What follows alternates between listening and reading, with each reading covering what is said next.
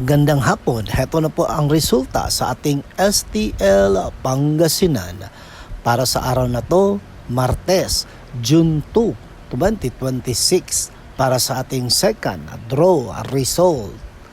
Ihanda na mga STL tickets at heto na, ibibigay ko na ang resulta sa ating second draw. At para naman po sa ating STL Pangasinan second draw result, ang resulta ngayong hapon ay ang numerong ito.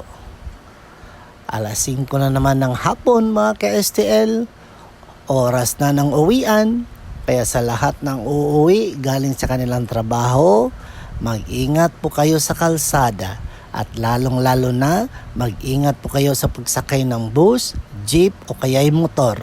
Okay? Para ligtas tayong makauwi sa ating pamilya. Don't forget to subscribe Purple Green TV.